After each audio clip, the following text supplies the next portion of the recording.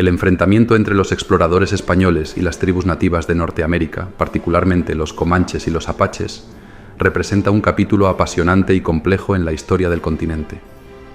Estos conflictos se desencadenaron en el contexto de la expansión territorial española y su consecuente choque con las culturas y sociedades indígenas establecidas. Los comanches y los apaches eran grupos nómadas, cazadores-recolectores, que se desplazaban según las estaciones y las oportunidades de caza. La llegada de los españoles a partir del siglo XVI conllevó la introducción de caballos al continente, que se escaparon o fueron robados o intercambiados, llegando finalmente a manos de varias tribus indígenas. Las tribus como los comanches y los apaches adoptaron rápidamente el caballo, lo que les permitió cambiar su estilo de vida nómada y mejorar sus técnicas de caza y guerra. Los comanches, en particular, se convirtieron en expertos jinetes y utilizaron su destreza a caballo para expandir su territorio y poder, llegando a ser conocidos como el Imperio del Caballo. Este dominio ecuestre les dio una ventaja significativa en sus enfrentamientos con otros grupos indígenas y colonizadores europeos, incluyendo a los propios españoles. Inicialmente, los españoles intentaron establecer relaciones pacíficas a través de misiones y comercio. Sin embargo, las diferencias culturales y las incursiones de ambas partes por recursos como el ganado y el acceso a zonas de caza llevaron a conflictos armados. A pesar de esto, también hubo periodos de cooperación, especialmente en el comercio de bienes como pieles y plata. Los enfrentamientos entre los españoles y las tribus apaches y comanches en Norteamérica fueron complejos y variaron a lo largo de los siglos debido a numerosos factores, incluyendo las estrategias de ambas partes, el terreno y el contexto histórico más amplio de la exploración española y posteriormente mexicana. Desde el siglo XVI en adelante, los españoles se establecieron en lo que ahora es el suroeste de Estados Unidos y el norte de México, creando una red de misiones, presidios y asentamientos. Los apaches inicialmente interactuaron pacíficamente con los españoles, participando en el comercio y las actividades misioneras. Los comanches, que migraron hacia el sur, desde el área que hoy es Wyoming en el siglo XVI, se convirtieron en una fuerza dominante en las llanuras. Su adopción del caballo mejoró su movilidad y capacidad para realizar incursiones de largo alcance, lo que les permitió desafiar tanto a otras tribus como a los colonizadores europeos. Los enfrentamientos entre los españoles y estas tribus fueron notoriamente brutales. Los españoles utilizaron su tecnología militar superior, incluyendo armas de fuego y la caballería, en un intento de someter a las tribus. Por otro lado, los comanches y apaches utilizaron tácticas de guerrilla adaptadas a su conocimiento profundo del terreno, realizando emboscadas y ataques rápidos que frecuentemente sorprendían a las fuerzas españolas. Los enfrentamientos solían ser incursiones de pequeña a mediana escala en las que los comanches y apaches aprovechaban su conocimiento del terreno y su movilidad a caballo. Estas incursiones incluían ataques a misiones, presidios y caravanas para robar ganado, caballos y bienes, así como para capturar prisioneros. Los españoles respondían con expediciones, intentando recuperar los bienes robados. Estas expediciones a menudo se organizaban desde presidios y podían durar varias semanas, siguiendo rastros y tratando de sorprender a las tribus en sus campamentos. Las batallas entre los españoles y estas tribus no eran confrontaciones en campo abierto al estilo europeo, más bien eran emboscadas, ataques sorpresa y escaramuzas rápidas. Los nativos americanos utilizaban tácticas de guerrilla adaptadas al vasto y variado paisaje de las llanuras y desiertos.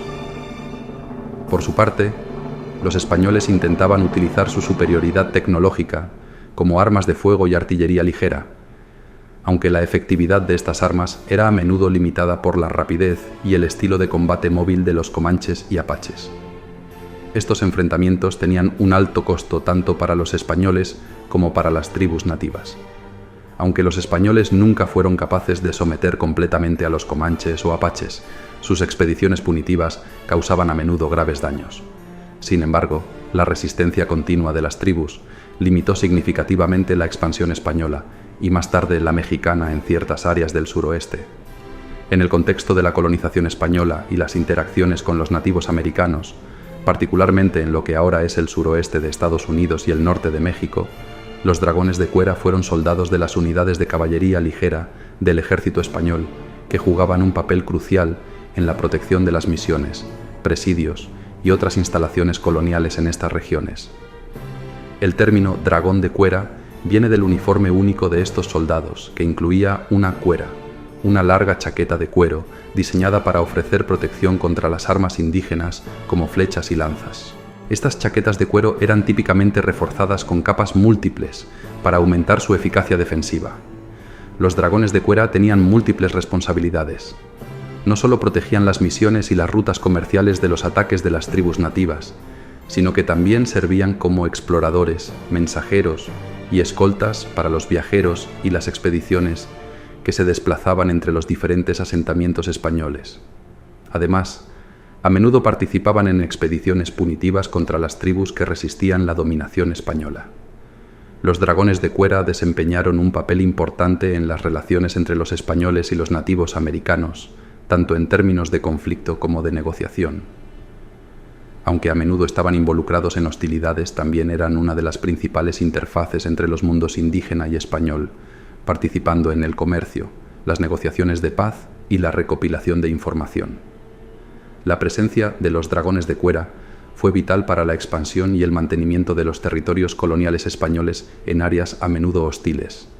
Aseguraron la supervivencia de las misiones y otros asentamientos aislados que de otra manera habrían sido vulnerables a los ataques.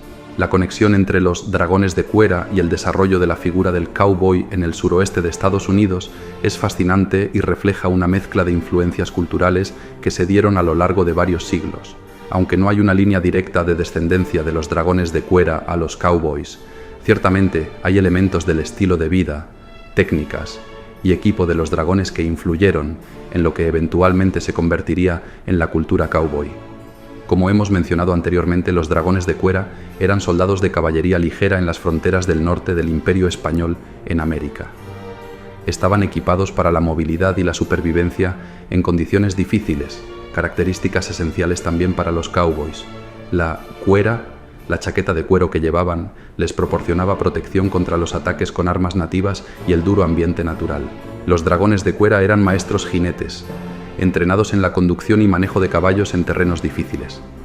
Estas habilidades ecuestres fueron cruciales para la supervivencia y la eficacia en las vastas y a menudo inhóspitas fronteras de América del Norte. Los cowboys, igualmente, se destacaron por su habilidad con los caballos, esencial para manejar ganado y desplazarse por las grandes praderas y desiertos del suroeste americano. Los dragones de cuera también estuvieron involucrados en la protección de las rutas de ganado y en el manejo de animales, especialmente en áreas donde la ganadería era una actividad económica importante. Aprendieron y adaptaron técnicas indígenas y mexicanas de manejo de ganado. Estas técnicas, junto con el entorno de la hacienda y el rancho español, fueron heredadas y adaptadas por los vaqueros, cowboys, quienes las llevaron a un contexto más comercial a medida que la industria ganadera creció en Estados Unidos durante el siglo XIX. Durante el periodo de dominación española y luego mexicana, las habilidades y estilos de vida de los dragones de cuera se mezclaron con las de las poblaciones locales, incluidos indígenas y mestizos. Esta amalgama de prácticas y conocimientos formó la base de lo que sería la cultura vaquera en regiones como Texas, Nuevo México y California. Con la anexión de estos territorios por Estados Unidos a mediados del siglo XIX, los elementos de la cultura vaquera hispana se integraron y evolucionaron en la cultura cowboy angloamericana. Las misiones españolas jugaron un papel crucial en este proceso de aculturación. Estas misiones no solo buscaban la conversión religiosa, sino también la integración cultural de los nativos americanos. En lugares como California, Texas, Arizona y Nuevo México, las misiones eran centros de actividad donde los nativos aprendían el español, eran instruidos en la fe católica y se les enseñaban oficios europeos. El resultado de este contacto prolongado fue que muchas comunidades indígenas adoptaron el español como lengua secundaria y muchas prácticas del catolicismo se integraron en sus costumbres y rituales. Esta influencia era especialmente evidente en las generaciones que crecieron en o cerca de las misiones o en áreas bajo control español directo. Cuando los territorios del suroeste se incorporaron a los Estados Unidos, primero a través de la compra de la Luisiana en 1803 y más decisivamente después del Tratado de Guadalupe Hidalgo en 1848, los nuevos administradores estadounidenses encontraron una población nativa que era bilingüe y bicultural en muchos aspectos. Esto creó una dinámica interesante, ya que mientras que algunos nativos americanos pudieron usar su conocimiento del español y sus conexiones católicas para negociar o interactuar con los nuevos colonos, otros enfrentaron desafíos adicionales debido a la barrera idiomática y las diferencias culturales con los angloparlantes. Este entorno bicultural también influyó en cómo los nativos americanos respondieron a la expansión estadounidense, con algunas tribus resistiendo activamente y otras buscando formas de adaptarse y sobrevivir en un mundo que cambiaba rápidamente. Bajo el dominio español, se hicieron esfuerzos para formalizar los títulos de propiedad de la tierra por parte de comunidades nativas, especialmente en relación con las misiones y los asentamientos establecidos. Cuando los territorios del suroeste se convirtieron en parte de los Estados Unidos, la situación se complicó aún más. La legislación estadounidense y las prácticas administrativas frecuentemente ignoraban o invalidaban los títulos de propiedad nativos que habían sido reconocidos bajo el dominio español o mexicano. La Ley de Remoción India de 1830 y tratados subsecuentes a menudo forzaron a las tribus a ceder grandes extensiones de tierra y a moverse a reservas designadas. En teoría, los tratados firmados entre diversas tribus nativas americanas y el gobierno de E.U. debían reconocer y garantizar el derecho de las tribus a ciertas tierras. Sin embargo, estos tratados eran a menudo incumplidos, malinterpretados o directamente abrogados cuando a los intereses de colonos y el gobierno les convenía. Durante el siglo XIX, leyes como la Ley de Parcelas de Tierra de 1887, Dawes Act, intentaron subdividir las tierras tribales en parcelas individuales para asimilar a los nativos americanos a la cultura agraria estadounidense.